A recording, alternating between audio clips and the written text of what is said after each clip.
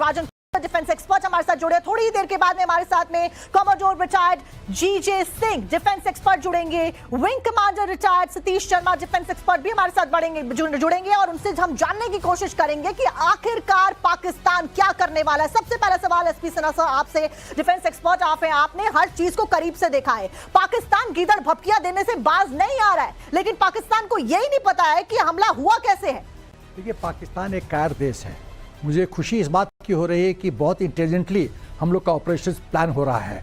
Punjab power centre है, maximum officers maximum cadre जो सेना के हैं वो पंजाब से आते हैं। तो जब आप पंजाब को हिट करते हो तो आप डायरेक्टली सेना को हिट कर रहे हो, उनको कमजोर कर रहे हो। बाकी जगह पर उतना इम्पैक्ट नहीं पड़ेगा, लेकिन पंजाब में जब बवाल होगा, पंजाब में जब तूफान आएगा तो सेना कांपेगी और वहाँ के आवाम पूछेंगे कि तुम पंजाब, तुम्हारा जो बेसिक बेस है, फर्म बेस है, उसको नहीं सिक्योर कर पा रहे हो, तो हमको क्या सिक्योर कर पाओगे। दूसरी बात, ये बेवकूफ देश इतना, इसको जितना मैं बुद्धू समझता उससे ज्यादा बुद्धू है। क्यों बताता हूं मैं। तुम्हारा कितने फ्रंट खुले हुए, 8 9 10, 5 तुम्हारे विद इन पाकिस्तान और 5 बाहर का।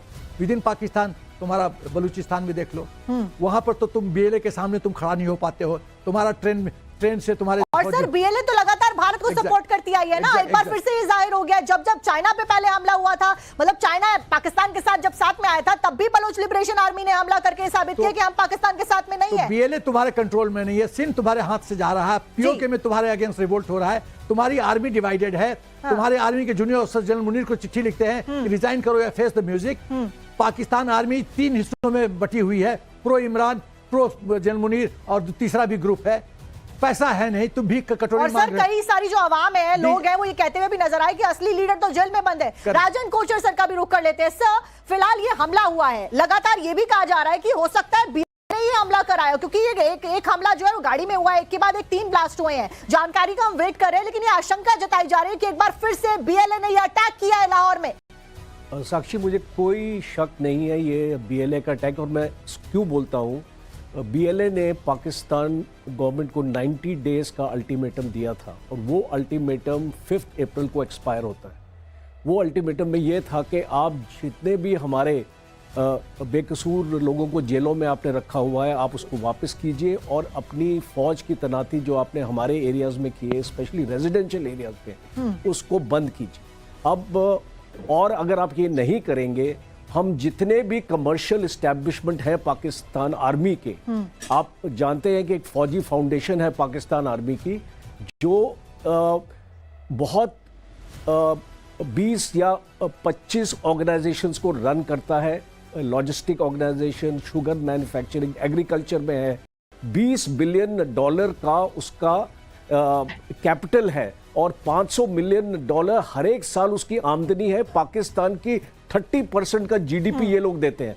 अब ये जो वार्निंग दी थी, वो वार्निंग एक्सपायर हो गई है। पाकिस्तान गवर्नमेंट ने उसके ऊपर कोई एक्शन नहीं लिया। इसलिए हमने कल देखा बलूचिस्तान में एक ब्लास्ट हुआ है जिसमें पाकिस्तान के 8 सोल्जर्स मारे गए। 12 सर, 8 से 12 के बीच में कहा जा रहा है आंकड़ा कि बीएलए के द्वारा जो अटैक किया गया, आईडी ब्लास्ट था, गाड़ी में रिमोट कंट्रोल के जरिए बीएलए के आर्मी ने ब्लास्ट किया और 12 पाकिस्तानी जो सैनिक थे उसमें मरने का दावा यहां पर बीएलए के द्वारा ही किया गया है। लेकिन इस बीच हमारे साथ में एक जीजे सिंह सर भी जुड़े हुए हैं। सर फिलहाल पाकिस्तान की इकोनॉमी लगातार नीचे जा रही है, उस सबके बीच में एक तरफ तो कल पाकिस्तान के द्वारा यह कहा गया कि अगर भारत एस्केलेट कर ले, कोई एक्शन ना ले, तो हम रिएक्ट नहीं करेंगे। वहीं दूसरी तरफ उनके नेता हैं, पीएम है कि गीदड़ भपकी देने से बाजी नहीं आ रहे। इतनी कंफ्यूजन ही क्यों है पाकिस्तान में?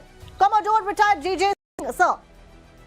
देखिए, आप हमें एक बात समझनी चाहिए कि जो हमारी आर्मी की सोफिस्टिकेशन है, जो हमारे लोगों का इंटेलेक्चुअल लेवल है, जो हमारी इकोनॉमी का लेवल है, जो हमारी मिलिट्री ताकत का लेवल है, ये लेवलों के साथ ये पाकिस्तान कंपेयर नहीं कर सकते हम। वो बहुत कमजोर, जैसे जनरल सिन्हा ने बताया है, जनरल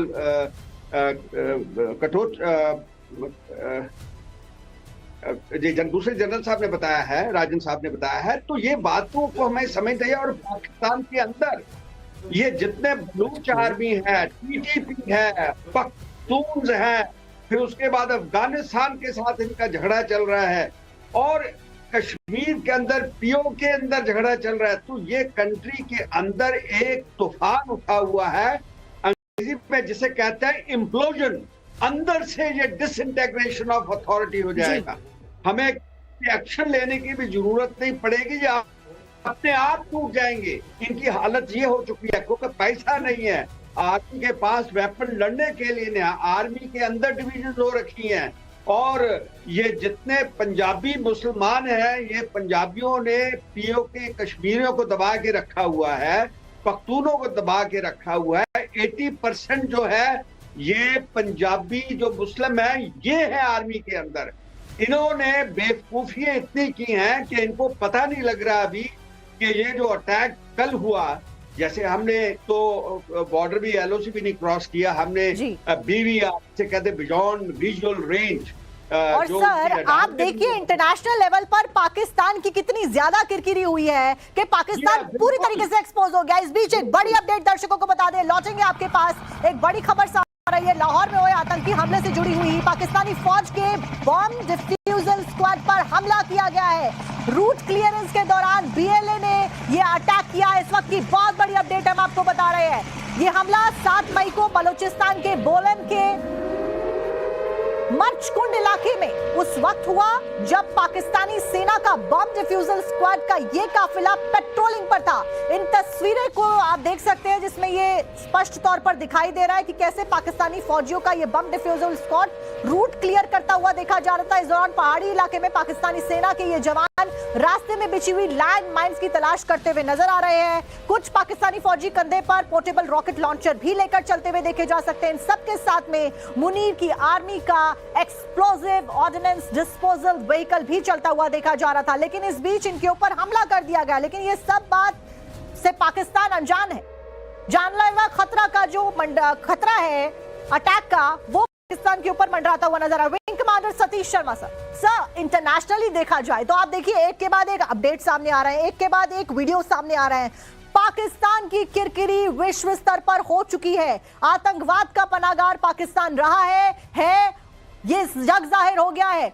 तस्वीरें हम आपको दिखाते हैं कि कैसे पाकिस्तानी फौज के बम डिफ्यूजल स्क्वाड के ऊपर भी हमला हुआ है। एक तरफ लाहौर में हमला हुआ, दूसरी तरफ भारत ने 9 सैन्य ठिकानों के ऊपर, 9 जो आतंकवादियों के सैन्य ठिकाने थे या कहिए ट्रेनिंग कैंप थे, उसके ऊपर भारत के द्वारा ऑपरेशन सिंदूर के तहत अटैक किया गया। ये तस्वीरें हम आपको दिखा रहे हैं। एसपी सिन्हा सर, इन विजुअल्स को कैसे देखा जाए? पाकिस्तान की सेना को कुछ समझ ही नहीं आ रहा है हुआ क्या है। रूट क्लियरेंस करता हुआ बम डिफ्यूजल स्क्वाड दिख रहा है और हमला भी हो जाता है। देखो, ये पाकिस्तान की जो सेना है वो नॉन प्रोफेशनल सेना है। जो सेना प्रॉपर्टी डीलिंग करे, जो सेना का चीफ खाली प्रॉपर्टी खरीदे अमेरिका में, लंदन में, जो सेना बिजनेस करे, ईद में मुर्गा सप्लाई करे, मीट सप्लाई, वो लड़ेगी कैसे? जो आदमी चिल्ड बियर का जिसको आदत होता है गर्म पानी दो तो नहीं पी सकता। सर गीदड़ भपकियां देने से बाजी नहीं आ रहा है ये मुल्क। वही तो बेवकूफी है, ताकत है नहीं और हिंदुस्तान को चैलेंज कर देते हैं। लेकिन अपने ही कॉन्ट्रडिक्शन वाले स्टेटमेंट में भी फंस रहा है। कभी कहता है भारत एक्शन ना ले तो हम कुछ नहीं करेंगे, फिर कहता है कि हम एटम बम वाले देश हैं, हम हमला कर देंगे पहुंच के। 1999 में कारगिल वॉर में तो एटम बम था, क्या किया उसके? वाजपेयी जी ने क्या प्रेसिडेंट अमेरिका को बोला था कि 20% हिंदुस्तान को मैं राइट ऑफ करने के लिए तैयार हूं, लेकिन कल का सूर्योदय पाकिस्तान नहीं देखेगा। खुश हो गई, पतलून गीली हो गई, कहां गया एटम बम? अच्छा राजन सर, एक के बाद